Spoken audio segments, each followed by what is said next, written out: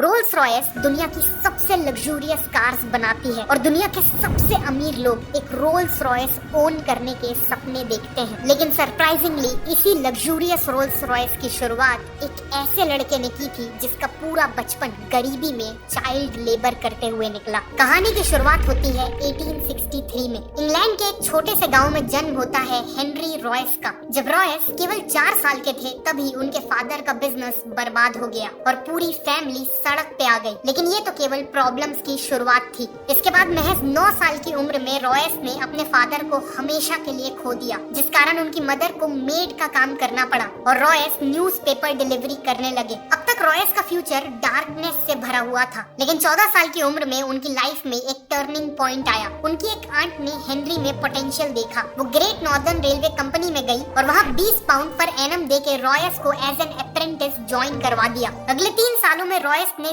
दिन रात एक कर दिए। दर्जनों बुक्स पढ़ के और फैक्ट्री में प्रैक्टिकली काम करके कारपेंट्री, मैथ्स और सबसे इम्पोर्टेंट इलेक्ट्रॉनिक्स का काम सीखा। 17 साल की एज तक वो एक फुली केपेबल मैकेनिक बन चुके थे। 21 साल की एज आते तक वो मैक्सिम वेस्टर्न नाम की कंपनी में एज एन इंजीनियर काम कर रहे थे, लेकिन फाइनेंशियल डिफिकल्टीज के चलते ये कंपनी बंद होने वाली थी। ऐसे में रॉयस के पास कई और कंपनीज में जॉब लेने का ऑप्शन था, लेकिन उन्होंने अपनी खुद की इलेक्ट्रिकल इंजीनियरिंग कंपनी खोलने का फैसला लिया। उन्होंने अपनी 20 पाउंड की सेविंग्स यूज की और मैनचेस्टर में एक छोटे से ऑफिस स्पेस से शुरुआत की एफएच रॉयस एंड कंपनी की। उन्होंने अपने एक दोस्त अर्नेस्ट क्लेरेमोंट को एज अ पार्टनर भी ज्वाइन करा लिया। इनिशियली सरवाइव करने के लिए रॉयस को जो भी काम मिला उन्होंने किया, जैसे सुइंग मशीन रिपेयर करना, इलेक्ट्रिकल फिटिंग्स करना वगैरह। लेकिन फिर रॉयस ने देखा कि टाइम के साथ साथ इलेक्ट्रिकल लाइटिंग्स और फिटिंग्स की डिमांड बहुत बढ़ती जा रही है। इसीलिए उन्होंने आर्क लैंप्स, बल्ब होल्डर्स और इलेक्ट्रॉनिक डोर बेल की मैन्युफैक्चरिंग का काम चालू कर दिया और इसी काम ने कंपनी की किस्मत बदल दी। ईयर 1900 तक कंपनी की सेल्स 20,000 पाउंड्स क्रॉस कर गई थी।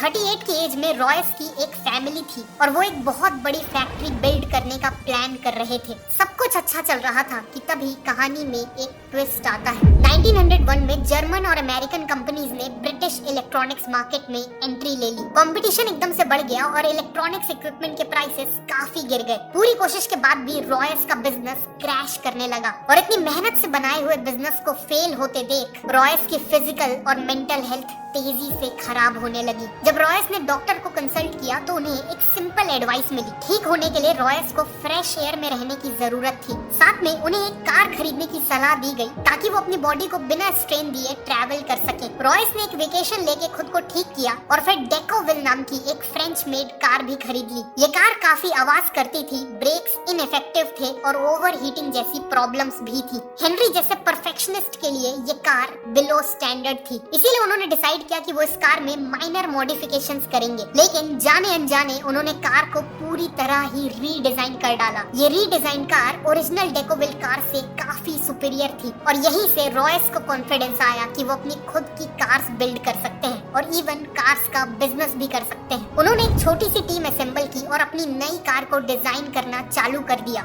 सभी पार्ट्स की ड्राइंग्स बन जाने पर उन्हें वर्कशॉप में कास्टिंग के लिए भेज दिया गया। इवेंचुअली रॉयस की 10 हॉर्स पावर और 2 सिलेंडर्स वाली एक कार शेप लेने लगी और ऑलमोस्ट हर एस्पेक्ट जैसे क्वाइटनेस, लाइटनेस, ड्यूरेबिलिटी और रिलायबिलिटी में ये कार हर मौजूदा कार से बेटर थी। 1 अप्रैल 1904 को इसे सबसे पहले रोड टेस्ट किया गया और अपने पहले ही टेस्ट में इसने करीब 50 किलोमीटर का डिस्टेंस तय किया बिना किसी प्रॉब्लम के। रॉयस ने 2 और कार्स बनवाई सेम मॉडल की और इन्हें टेस्ट कर करके इम्प्रूव करने लगे। अब उन्होंने वर्ल्ड क्लास कार्स तो बना ली थी, लेकिन वो अकेले ही इन कार्स को पूरी दुनिया तक पहुंचाने के केपेबल नहीं थे और ऐसे में एंट्री होती है कहानी के दूसरे हीरो की, चार्ल्स रोल्स। रॉयस एक एग्जीबिशन में अपनी कार्स को प्रेजेंट कर रहे थे और इसी दौरान इन कार्स पे चार्ल्स रोल्स की नजर पड़ी। चार्ल्स रोल्स एक पैशनेट मोटरिस्ट थे और सुपीरियर क्वालिटी की कार्स का सक्सेसफुल बिजनेस करते थे। रोल्स ऑलरेडी एक लग्जरी ब्रिटिश कार मेकर को ढूंढ रहे थे, इसीलिए उन्होंने रॉयस से मुलाकात की और कार्स को क्लोजली देखा। वो रॉयस से इतना इम्प्रेस हुए कि बाद में उन्होंने अपने एक बिजनेस पार्टनर से कहा कि उन्होंने वर्ल्ड के ग्रेटेस्ट इंजीनियर को ढूंढ लिया है। अगले 3 महीनों में इन कार्स को बेचने के लिए चार्ल्स रोल्स और हेनरी रॉयस एक जॉइंट वेंचर स्टार्ट करने का एग्रीमेंट करते हैं और इस जॉइंट वेंचर से बिकने वाली कार्स का नाम होने वाला था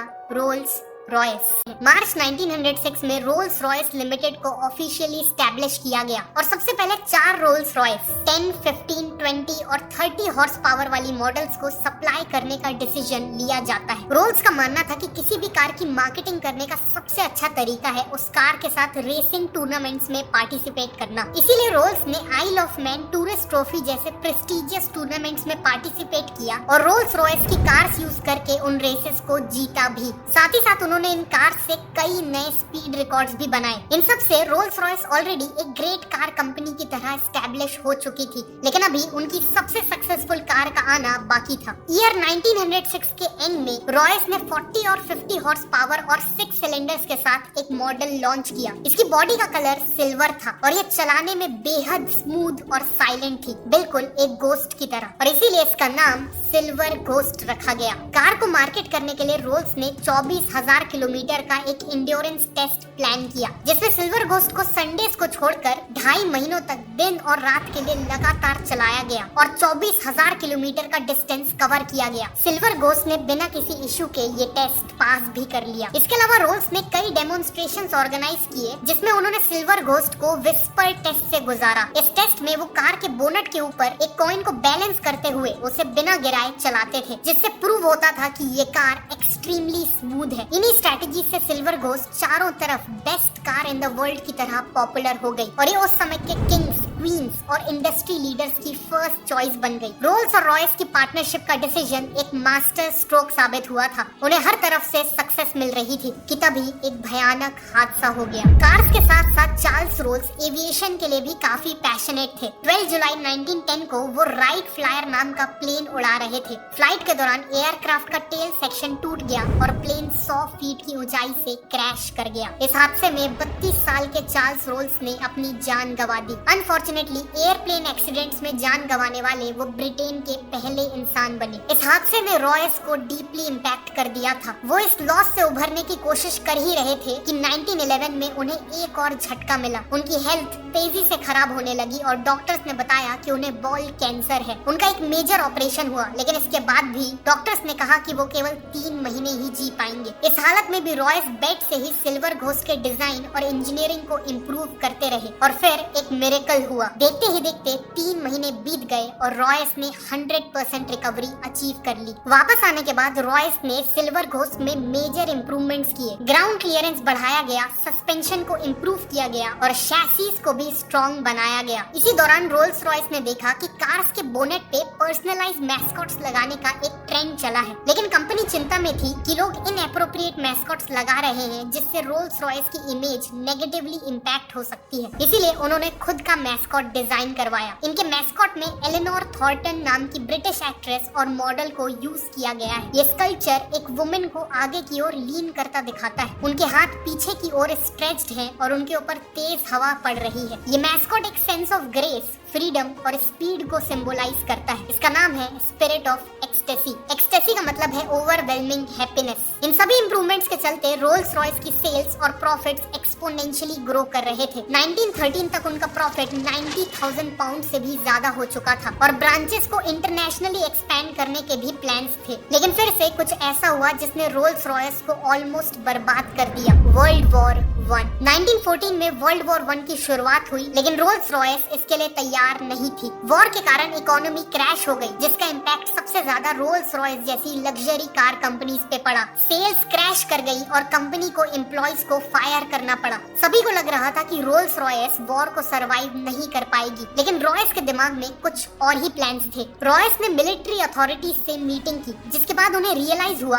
कि वॉर में रिलायबल और हाई परफॉर्मेंस वाली गाड़ियों की सख्त जरूरत है। इसीलिए रोल्स रॉयस ने सिल्वर घोस्ट को मॉडिफाई करके एक आर्मर्ड कार में बदल दिया। कार की बॉडी में 8 मिलीमीटर मोटा आर्मर लगाया गया। एक रिवॉल्विंग टरेट भी लगाया गया, जिसमें एक मशीन गन फिट की गई। इस कार को मिडिल ईस्ट के हार्श डेजर्ट रीजन्स में ऑपरेशंस कंडक्ट करने के लिए यूज किया गया। प्लस इनका यूज स्पाइंग मिशंस के लिए भी हुआ। ऑल्सो क्योंकि सिल्वर घोस्ट चलाने में काफी स्मूथ थी, वो किसी वुंडेड सोल्जर को कैरी करने के लिए भी बेस्ट व्हीकल थी। इसीलिए कई सिल्वर घोस्ट को वॉर एम्बुलेंसेस एम्बुलेंसेस की तरह मॉडिफाई कर दिया गया। इनमें स्ट्रेचर्स, मेडिकल इक्विपमेंट्स और नर्सेस के लिए सफिशिएंट स्पेस बनाई गई और नाइट टाइम मिशंस के लिए इलेक्ट्रिक लाइटिंग्स फिट की गई। इन एम्बुलेंसेस ने हजारों जिंदगियां बचाई। फाइनली अपनी लग्जरी फीचर्स के कारण वॉर के दौरान रोल्स रॉयस कार्स को high ranking officers, diplomatic missions और किंग मैसेंजर्स के द्वारा भी यूज किया गया। मिलिट्री के साथ क्लोजली काम करते वक्त रोल्स रॉयस को रियलाइज हुआ कि ब्रिटिश एयरफोर्स अपने एयरप्लेन इंजन्स के लिए फ्रेंच कंपनीज पे हेवीली डिपेंडेंट थी और गवर्नमेंट डेस्परेटली चाहती थी कि कोई ब्रिटिश कंपनी ही उन्हें इंजन सप्लाई करे। इसी अपॉर्चुनिटी को देखते हुए रोल्स रॉयस ने एरो इंजन मैन्युफैक्चरिंग में एंट्री ले ली। रॉयस ने खुद एरो इंजन डिजाइन सीखा और 1915 में लॉन्च किया अपना पहला इंजन द ईगल। ये इंजन कंपटीशन के मुकाबले ज्यादा रिलायबल, लाइट और फ्यूल एफिशिएंट था। इसीलिए ब्रिटिश एयरफोर्स ने साल के एंड तक 500 ईगल इंजन्स का ऑर्डर दे दिया। लेकिन रॉयस यहाँ नहीं रुके। उन्होंने 1915 एंड में लाइट एयरक्राफ्ट के लिए हॉक इंजन बनाया। 1916 में ईगल का स्मॉलर वर्जन फैल्कन इंजन बनाया और 1918 में लार्ज और लॉन्ग रेंज एयरक्राफ्ट के लिए कॉन्डोर इंजन बनाया। इन इंजन्स के कारण ब्रिटेन को aerial combat, spying missions, anti submarine operations और बॉम्बिंग मिशंस, इन सभी में एक मेजर एडवांटेज मिला और यही उनकी जीत का एक इम्पोर्टेंट कारण बना। रोल्स रॉयस का एरो इंजन मैन्युफैक्चरिंग में एंट्री लेना एक ब्रिलियंट स्टेप साबित हुआ और आज भी हजारों कमर्शियल एयरक्राफ्ट्स और मिलिट्री एयरक्राफ्ट्स में रोल्स रॉयस के ही इंजन्स यूज किए जाते हैं। 1918 में वर्ल्ड वॉर 1 खत्म हो गई और अगले 15 साल रॉयस ने कार्स और एरो इंजन दोनों पे फोकस किया। उन्होंने एक स्मॉलर और चीपर कार लॉन्च की जिसका नाम था 20। अनफॉर्चुनेटली 20 की सेल्स ज्यादा इम्प्रेसिव नहीं थी। 1925 तक लग्जरी कार मार्केट में बेंटली, डेल्मर और कैडिलैक जैसी ब्रांड्स के कारण कंपटीशन बहुत बढ़ गया था और रोल्स रॉयस को अपनी पोजीशन मेंटेन करने के लिए एक बोल्ड कार की जरूरत थी। इसीलिए उन्होंने सिल्वर गोस्ट को रिप्लेस करते हुए बेटर परफॉर्मेंस और 4 व्हील ब्रेक्स के साथ लॉन्च की द न्यू फैंटम। फैंटम काफी सक्सेसफुल हुई और इसने वापस से रोल्स रॉयस को लग्जरी कार मार्केट का किंग बना दिया। आगे चल के फैंटम 2 भी लॉन्च की गई जो इक्वली वेल रिसीव्ड थी। 1931 में रोल्स रॉयस ने बेंटली को एक्वायर कर लिया जो बैंकरप्ट होने वाली थी और इसके बाद रॉयस ने डिजाइन की एक और आइकॉनिक कार बेंटली 3.5 लीटर्स जो रोल्स रॉयस और बेंटली इन 2 ग्रेट ब्रांड्स का एक सक्सेसफुल ब्लेंड था। लेकिन अनफॉर्चुनेटली रॉयस कभी भी इस कार को अपनी आंखों से नहीं देख पाए। 22 अप्रैल 1933 को 70 साल के सर हेनरी रॉयस ने अपनी आखिरी सांसें ली कार के प्रोडक्शन से कुछ ही महीने पहले। सर हेनरी रॉयस की डेथ से लेकर आज तक रोल्स रॉयस ने कई अप्स एंड डाउन्स देखे। एक तरफ फैंटम 3, सिल्वर शैडो और घोस्ट जैसी आइकॉनिक कार्स लॉन्च की तो वहीं दूसरी तरफ 1960s में फाइनेंशियल डिफिकल्टीज का सामना करना पड़ा जिस कारण उनके एविएशन और ऑटोमोबाइल बिजनेस को अलग अलग कर दिया गया और करेंटली रोल्स रॉयस मोटर्स को BMW ओन करती है। लेकिन आज भी रोल्स रॉयस अपनी आइकॉनिक कार्स के कारण अल्टीमेट लग्जरी का ग्रेटेस्ट सिंबल है। एक रोल्स रॉयस को ओन करना एक ऐसी मास्टरपीस को ओन करने जैसा है जो रॉयस के परफेक्शन और रोल्स के करिश्मा को सिंबलाइज करती है। चलो दोस्तों, आप लोगों ने वीडियो को देख लिया पूरा एंड तक। आप लोग को मालूम हो गया होगा कि रोल्स रॉयस कार कैसे बनता है, कौन बनाया, कहाँ पर जन्म हुआ उसका। तो आप लोग फिर नेक्स्ट वीडियो के लिए इंतजार करें। तब तक वीडियो को लाइक और सब्सक्राइब करने के लिए ना भूलें। बाय बाय मेरे दोस्त।